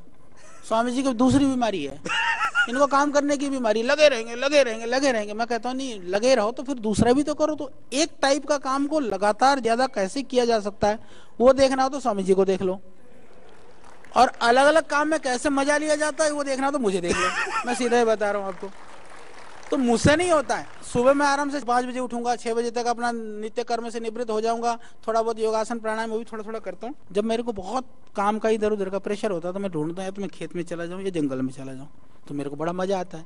तो कार्य परिवर्तन, जैसे मैंने कहा ना कि पहली चीज तो यह है कि आप अपने लक्ष्य के प्रति, उसके प्रति दृढ़ रह करके काम करो। दूसरा जो विश्राम है ना, कार्यांतर ही विश्राम, कार्यांतर को विश्राम मानो। कार्यांतर मतलब कि चेंज करो अपने काम को, जो वर्क जो भी कर रहे होते हैं उसको परिवर्तन करिए, अपने काम को बदलिए, दूसरे काम को करिए, तो आपको विश्राम मिलेगा। तो वह विश्राम का एक सही स्वरूप है, हम इसको समझें। क्योंकि क्या होता है ना, कभी कभी अच्छा हम किस चीज को करते हैं, हम उसी चीज को तो करते हैं जो हमारे दोस्तों ने सिखा दिया, जो हमारे घर वालों ने बता दिया, जो हमने किताबों में पढ़ा, जो हमने और कहीं सुना। कई बार ऐसा होता है कि दुनिया में बहुत सारी चीजें हैं जो बहुत अच्छी हैं, पर हमें पता नहीं होता है। तो दुनिया उतनी नहीं है जितना हम जानते हैं। किसी से पूछा जाए कि दुनिया कितनी बड़ी है, दुनिया कितनी बड़ी है, तो आप एक तो कि इतनी इतनी पृथ्वी की इतनी आकृति है, उसकी जो भौतिक माप है उसको ले आओगे। पर इसका सही उत्तर यह है कि दुनिया उतनी बड़ी है जितनी दुनिया को तुम जानते हो। जितना जितना तुम दुनिया को जानते जाओगे ना, उतनी उतनी तुम्हारी दुनिया फिर उतनी बड़ी होती जाएगी। तो इसीलिए हमें अपने अंदर परिवर्तन हम लेकर के आते हैं तो दुनिया बदली हुई नजर आती है। यदि अपने गुणों को हम बढ़ाते हैं तो दुनिया बड़ी नजर आती है। तो हमें इन चीज़ों को समझना है, इन रहस्यों को समझना है, देश के लिए काम करना है, राष्ट्र के लिए हमें कुछ कर गुजरना है। पर इसको कर करके ये भी मन में भाव होना चाहिए कि हम किसी के ऊपर एहसान करने के लिए नहीं कर रहे हैं। एक का गुरुकुल में हम लोग पढ़ते थे ना, क्या हुआ कि हम, क्योंकि विचारधारा महर्षि स्वामी दयानंद की विचारधारा से हम लोगों की आध्यात्मिक पृष्ठभूमि है, हम लोग गुरुकुल के पढ़े हुए हैं। तो गुरुकुल में क्या होता है कि हम कहते हैं सब मनुष्य समान है। हम जाति व्यवस्था को उस तरह से नहीं मानते, उच्च नीच हम नहीं मानते ना। तो हम कहते हैं सारे को जनेऊ पहनना चाहिए। तो सब वहाँ पर गुरुकुल में बड़ा उत्साह रहता था जब पढ़ते थे। तो हमने क्या करा कि जो वहाँ पर जो भेड़ बकरी चराते थे सब पकड़ करके एक दिन ला करके हवन में बैठा दिया, सबको जनेऊ पहना दिया। जब जनेऊ पहना करके चले गए तो दूसरे दिन क्या करा, उन्होंने सारी भेड़ बकरी को गुरुकुल के खेत में बांट दिया। सारे खेत में बांट दिया। तो उसके बाद में हम लोग गए, हमने कहा भाई अपनी बकरियों को बाहर निकाल। बोला हम तो नहीं निकालते। हमने कहा भैया ये जमीन तुम देख रहे हो, इसमें फसल बो रखी है, खत्म हो जाएगा, नुकसान हो जाएगा, आप करो बाहर निकालो। बोले ये पड़ी तुम्हारी जनेऊ। उन्हें सोच लिया कि जनेऊ पहन के आ गए तो एहसान कर लिया गुरुकुल वालों के ऊपर, उनके खेत में बकरी चरा दो। तो ये नहीं, यदि हम इन्हें कुछ करने का सोचा है तो उन्हें बाबा के ऊपर एहसान कर रहे हो ना और किसी के ऊपर कर रहे हो। आपको ये होना चाहिए कि मुझे इसलिए करना है क्योंकि यहां से मुझे आत्म तृप्ति संतुष्टि मिलेगी। जिस दिन तुम्हें तृप्ति मिलनी शुरू हो जाएगी, जिस दिन तुम्हें आत्मतोष और संतोष मिलना शुरू हो जाएगा, फिर उस कर्म से तुम्हें कोई नहीं हटा सकेगा, कोई नहीं हटा सकेगा। और तुम ये मान करके करना शुरू करोगे तो ये तो हम ड्यूटी कर रहे हैं किसी की। तो क्या कहते हैं, क्या तू पागल हुआ, पूछा बाबा के पीछे। बोले बाबा यूं। तो फिर लगेगा हाँ साई कहीं सही तो नहीं कह रहे, क्यों शंकालु है ना मन तो। और मन जो है ना बड़ा विचित्र है। मन की भी थोड़ी सी सुन लो, मन विचित्र क्यों है। यदि किसी के विषय में कोई कह दे कि बहुत अच्छा है वो आदमी, तो बहुत अच्छा कर रहा है, ये तो देश के लिए बहुत अच्छा काम है, वो तो बहुत अच्छा व्यक्ति है, आदमी पता क्या सोचता, फटाफट सोचे ये उसका भगत होगा, ये इसलिए उसकी गीत गा रहा है। ये बहुत मुश्किल से आएगा कि वो बहुत अच्छा है इसलिए वो अच्छा बोल रहा है। ये बाद में आएगी बात, पता नहीं कब आएगी वो बात।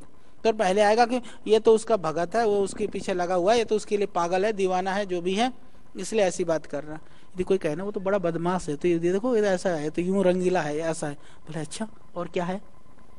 अरे वो झूठ भी बोल रहा होगा ना, तो उसको मन में रहेगा कि और सुन लूं क्या क्या, और उसकी क्या क्या कहानी सुनाएगा। यानी मन जो है, जब नकारात्मक बात होती है, जब हल्की बातें होती हैं तो दौड़ता है टक टक टक एकदम, और जब पॉजिटिव बातें होती हैं, जब अच्छी चीज होती है, तो मन कहता है छोड़ना, नीरस विषय है, हाँ उससे परे अच्छे। तो इसको समझो, यदि आपको बड़ा बनना है। और एक और रहस्य की बात बता देता हूं, मन जो है ना बहुत चंचल है, पता है?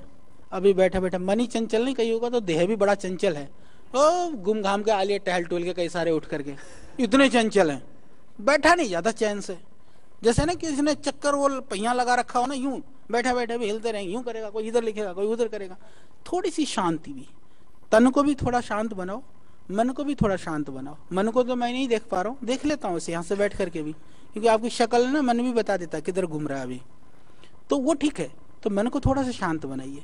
तो मन चंचल है, पर एक बात ध्यान रखना, मन एक समय में एक ही जगह पर जाता है।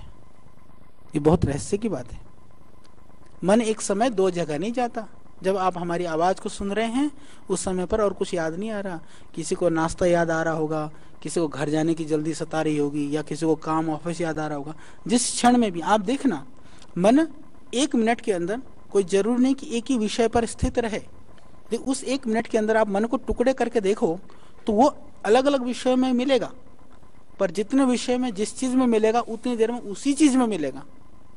तो मन चंचल है, परंतु मन एक समय में एक ही विषय में जाता है, और इसीलिए इस मन के द्वारा जितना बड़ा आप सोचोगे, हमारा मन हमारी सारी जो आंतरिक ऊर्जा को उसी विषय में समायोजित करता है। हमेशा ध्यान रखना। इसीलिए कहते हैं कि मन के हारे हार है, मन के जीते जीत। ये इसीलिए कहा जाता है, और इसीलिए कहा जाता है संस्कृत में भी, शास्त्रों में भी, मन एव मनुष्याणाम कारणम बंध मोक्षयो, ये इसीलिए कहा जाता है। तो इसीलिए संकल्प की बात भी यहीं से शुरू होती है। एक आदमी सोचे कि मुझे महान बनना है, मुझे महान बनना है, मुझे महान बनना है, प्रवृत्त होना शुरू हो जाएगा। एक आदमी सोचे कि मुझे तो तंबाकू खानी है, गुटखा खाना है, तो वो ढूंढ लेगा कहीं ना कहीं से। एक आदमी सोचेगा मुझे तो बिगड़ना ही है, मेरा तो सत्यानाश ही करना है, मेरे तो लड़की चाहिए, मेरे को तो लड़का चाहिए, मेरे को तो यूं करना है, मेरे को तो भ्रष्ट होना है। क्योंकि वो चाहे किसी भी कारण से सोचे, वो तो वो ऐसी तलाश में लगा रहेगा। एक आदमी सोचे मुझे रसगुल्ला खाना है, मिलेगा। एक सोचे मेरे को नीम की पत्तियां खानी, वो भी ढूंढ लेगा। तो इसलिए कभी भी अपने मन में कोई कमजोरी की बात मत आने दो, कोई नकारात्मक चीजों को अपने पास जगह मत बनने दो। क्योंकि जिस दिन बन लिया ना, तो ये सोच लेना कि ये होना चाहिए कि बिना मेरे इच्छा के मेरे अंदर कोई शासन कर सकता है क्या? कोई नहीं कर सकता। तो जो तुम बुला रहे हो, जो तुम्हारी कमजोरियां हैं, जो तुम्हारी वीकनेसेस हैं, या तुम्हारी जो खासियत है, वो तुम्हारी अपनी है। जब मेरी अपनी है तो मेरी विशेषताओं से मेरे को मैं आगे बढ़ सकता हूँ, मेरी कमजोरियों से मैं पतन हो सकता हूँ। तो मैं क्यों कमजोरी को अपने पास जगह बनने दूं? मुझे नहीं बनने देना है। तो हो गए महान, उसी दिन महान हो गए आप। आपका रास्ता उसी दिन शुरू हो गया। जितने भी महापुरुष हुए ना, वो एक दिन में महापुरुष नहीं बने हैं। जितने भी चोर डाकू और उचक्के हुए ना, जितने भी बदमाश हुए, वो एक दिन में नहीं बनते। हाँ, कुछ पैदाइशी भी बदमाश होते हैं, पर उनका भी इलाज हमें करना है ना, इसीलिए तो यहाँ आए हो। तो उनका भी इलाज करना है। इसीलिए, क्योंकि ये जो कुछ आप देख रहे हो ना यहाँ पर, ये सब कुछ अपने आप को खो करके पाया हुआ है। इसलिए यहाँ कोई खोने का डर नहीं है। हम सामान्य घर से आए, सरदेव स्वामी जी बार बार बताते हैं, हम किसान परिवार से, हमारी पृष्ठभूमि ऐसी है, एक मिडिल और एक सामान्य परिवार जैसे होते हैं, वहां से आए। वो अपने दम पर कभी देख नहीं सकते हैं। वो तो अपने बाप दादे, मेरे दादी यूं, मेरे बापू यूं। अरे तुम खानदान के नाम पर उन्होंने जो भी कर्म किया उसको आधार बना करके तुम सीढ़ियां बना करके आगे चढ़ना चाहते हो। हमने तो यहाँ किसी की सीढ़ियां नहीं बनाई, हम तो अपने कर्मों पर भरोसा करते हैं। और यदि देश के करोड़ों लोग जुड़े हुए हैं तो हमारे बाप दादों की वजह से नहीं है, वो हमारी वजह से। तो इसीलिए अपने आप को दिव्य बनाओ, अपने आप को भव्य बनाओ, और अपने को आगे बढ़ाने के लिए अपने पूर्वजों को, उनके अतीत को, उनके इतिहास के ऊपर हमें गर्व होना चाहिए। परंतु उनको सीढ़ियां बना करके हमें रोटियां नहीं सेकनी है। तो यह भी हमें भरोसा होना चाहिए। तो मुझे अच्छा लगा, शायद आपको भी अच्छा लगा होगा। तो अब आप लोग यहाँ से जा करके देखो, ऐसा है, जाते जाते थोड़ी सी बात कह देता हूँ। सब एक से तो नहीं हो सकते ना, घर पे भी नहीं हो, दो सगे भाई भी एक जैसे नहीं होते, जुड़े भी एक जैसे नहीं होते। तो हर व्यक्ति का शक्ति और सामर्थ्य फर्क फर्क है। परंतु इतनी आशा मैं जरूर करूंगा कि आप यहां से जाने के बाद में बस एक से बढ़कर के एक बन करके दिखाना,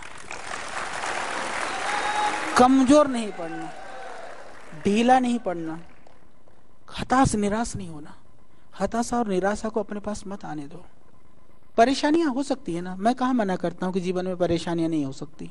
संघर्ष करोगे, नहीं करोगे तो भी, भाई एक सिपाही तो ये है कि वो फौज में लड़ता हुआ मर तो वीर शहीद कहलाएगा नहीं, तो फिर भूसे के कोठरे में छिप जाओगे तो सांप काटेगा तो मर जाओगे। कितना हर रोज रोड एक्स, भगवान ना करे किसी का भी घर का कोई दीवा ना बूझे, पर हिंदुस्तान की ये दुर्भाग्य है, कितने रोड एक्सीडेंट होते हैं, कितने हर रोज मरते हैं, कितनी बीमारियां होती हैं, हर रोज ही मर रहे। तो कम से कम हम एक अच्छा काम करके मरने की तो सोच रहे। तो आप ये सोच लो ना। मैं तो कई बार कहता हूँ, अभी हमारे पास एक बहुत अच्छे स्वामी जी हैं, वो IIM के हैं, अच्छे, उन्होंने विदेशों में जॉब वगैरह किया, तो बहुत सेवा करते हैं, पहाड़ों पर अभी वो काम कर रहे हैं।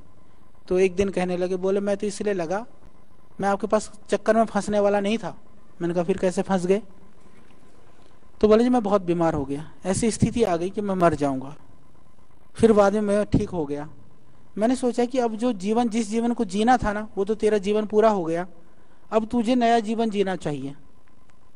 ये बात तो कई बार आपके मन में भी आती होगी, पर जीने वाले थोड़े विरले लोग होते हैं। तो उसी तरह से जीने लगे। तो अभी पूरे संस्थागत रूप से जो ग्रामोद्योग का कार्य है, जो हमारा बैकवर्ड लिंकेज का काम है, गाँव के डेवलपमेंट का काम है, उसमें बहुत सारा काम कर रहे हैं वो। तो इसी तरह से वह आपकी जो शक्ति है, आपकी जो ऊर्जा है, जो आपके अंदर जागृत जो भाव है, जो आपकी भावना है, जो आपकी संवेदना है, वह कहीं कमजोर ना पड़ने पाए। यह तो एक पौधा जो अभी लगा है ना, जो आप लोगों के जो अंदर में थोड़ा सा मैंने भी अभी प्रयत्न किया, थोड़ा पानी डाला, अभी थोड़ा खाद भी डाला। तो उस पौधे को जो है ना, अब उस पौधे को संभाल के रखना आपका काम है, क्योंकि वो पौधे को हमने अंकुरित करके आपको सौंप दिया, तो उसको संभाल के रखने का काम आपका है। वह लहलाता हुआ जो है पौधा बने, फिर वृक्ष बने, उसमें फल आए, उसमें फूल आए, फिर वो उसके बाद में जो है उस फल से लोगों को तृप्ति मिले, उस पेड़ की छाया से राहगीरों को जो है शीतलता मिले। इतना होना है। अच्छा बताओ, बड़ा काम करने के लिए क्या जरूरत है? आप सोचते हो बड़े पैसे की जरूरत होती है? कितने पैसे वाले हैं जो बड़ा काम करते हैं? बड़ा काम करने के लिए किस चीज की जरूरत है? आपको संकल्प और पुरुषार्थ और दृढ़ता और अनवरत गति करने की क्षमता। अनवरत गति करो। एक दिन दौड़ लगा ली कछुए खरगोश की तरह, दूसरे दिन पढ़ के सो गए, ऐसा नहीं। निरंतरता चाहिए। योग दर्शन में भी महर्षि पतंजलि भी तो ऐसे ही कहते हैं, सतु दीर्घ काल नैरंतर्य सत्कार आसेवित तो दृढ़ भूमि, कि यदि तुम किसी चीज को पाना चाहते हो, उस पर भरोसा होना चाहिए पहले। कभी कभी क्या होता है ना, हम जिसको काम को कर रहे होते हैं उसकी निंदा कर रहे होते हैं। जो भी कर रहा है आदमी कर रहा है, बेकार है, तो फिर क्या, कहाँ फंस गया, क्या इस चक्कर में फंस गया, तूने क्या शादी करी? अरे ब्याह हो गया ना, तो उसको निभाओ। फिर जिस काम को कर रहा होता है ना, आदमी निंदा करता रहता है, और जो नहीं कर रहा होता उसमें उसके सपनों में खोया रहता है। पर मैं कहता हूं, जिसको जो कर रहे हो ना, पहले उसकी प्रशंसा करना सीखो। पहले प्रशंसा करना सीखो, और नहीं तो ऐसा कोई काम नहीं मिलेगा जिसकी तुम प्रशंसा कर सको। इसीलिए जो कर रहे हो उसकी प्रशंसा करो, और वहां से आप प्रवृत्त हो जाओ, और आप अपने लक्ष्य तक पहुंचोगे।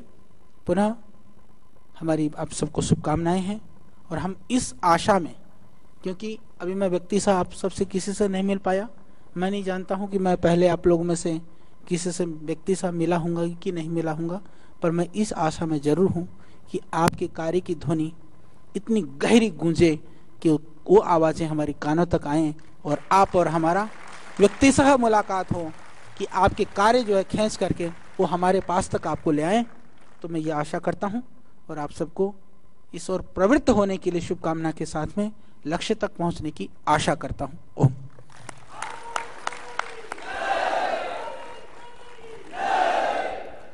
श्रद्धाचार्य श्री को मैंने बहुत बार बोलते हुए देखा है, लेकिन जैसा आज उन्होंने आपके लिए अपना जीवन का, शास्त्रों का, धर्म का और जो कुछ उन्होंने जीवन में अर्जित किया था, जिस तरह से उन्होंने आज आप सबके लिए उसको संप्रेषित किया, वो मेरे लिए भी अद्भुत था।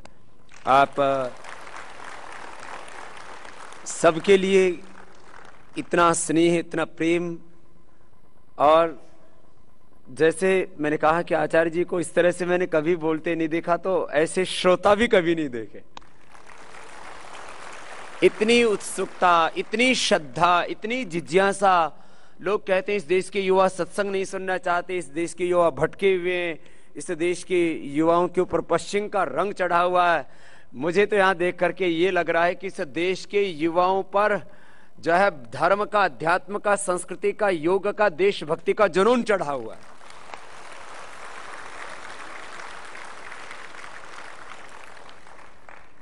और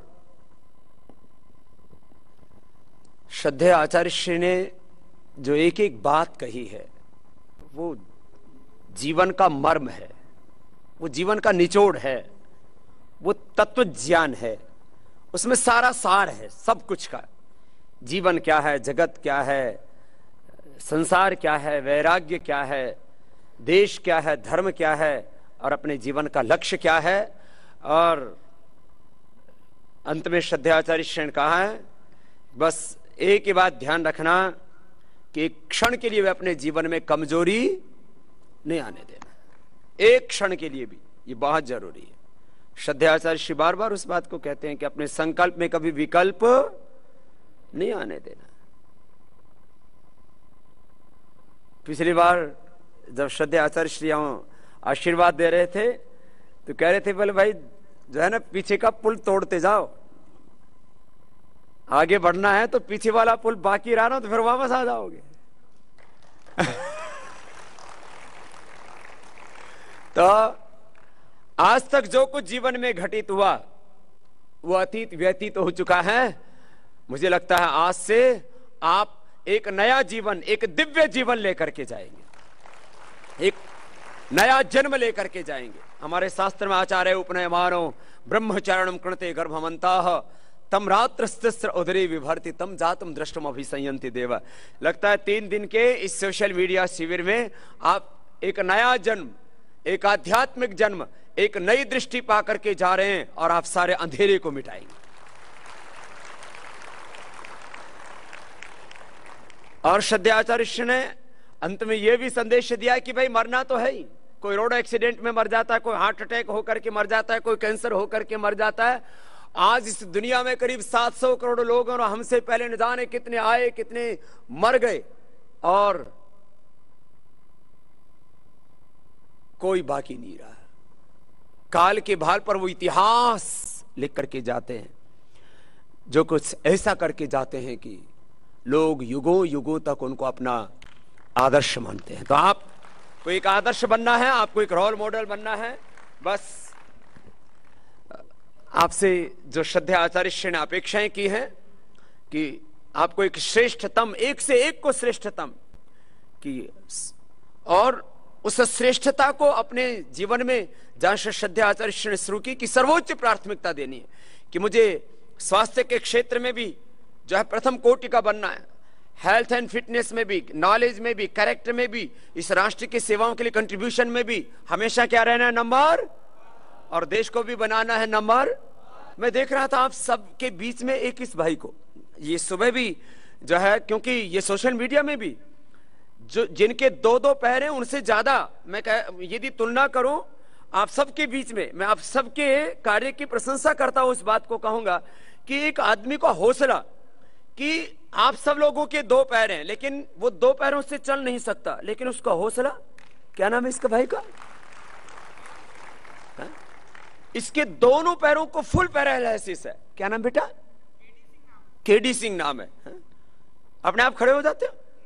ये देखो इसका हौसला, दोनों पैरों को फुल पैरालिसिस है, और दोनों पैरों, क्या दोनों पैरों में फुल पैरालिसिस है, और उसके बाद भी इसकी सोशल साइड में कितने जुड़े हुए तुम्हारे साथ? 2000 लोग इसके साथ में जुड़े हुए। और मैं देख रहा था जैसे ही आचार्य जी का भाषण जो है बीच में आचार्य श्री को इनको ऐसा लगा कि पूरा हो रहा है, तो सबसे पहले भारत माता की जय बोलने वाला यही था। सबसे ज्यादा चार्ज है हो रहा है। क्यों? जब आप ऐसे लोगों को देखते हैं कि देखो इतने शरीर में कष्ट होते हुए भी देश की बात आई तो 2 पैर वाले तो आप सब चल के आए, ये बिना पैरों से चल के आए। तो ये मैंने एक उत्साह की क्या भूमिका श्रद्धेय आचार्य ने कहा कि हमारा संकल्प हमारी सबसे बड़ी ताकत है, और इस संकल्प में विकल्प नहीं आना चाहिए एक क्षण के लिए भी। तो आचार्य जी ने सब कुछ कह दिया है, इसलिए कुछ कहना शेष नहीं है। मुझे लगता है आज आपको ने आचार्य श्री को सुना है, ये अंतिम श्वास तक श्रद्धेय आचार्य श्री से जो कुछ सुना है ये आपका अंतिम श्वास तक मार्गदर्शन करता रहेगा। इतना निचोड़ सार आपको श्रद्धेय आचार्य श्री ने दे दिया है। और भाई अब भी यदि हम कुछ पाए तो फिर तो शायद हमारे जीवन का जो अहोभाग्य सौभाग्य जो उदय हुआ था कहीं उससे हम वंचित रह गए। तो एक बार मेरे साथ सब मिलकर के बोलेंगे, भारत माता की वंदे इंकलाब हिंदुस्तान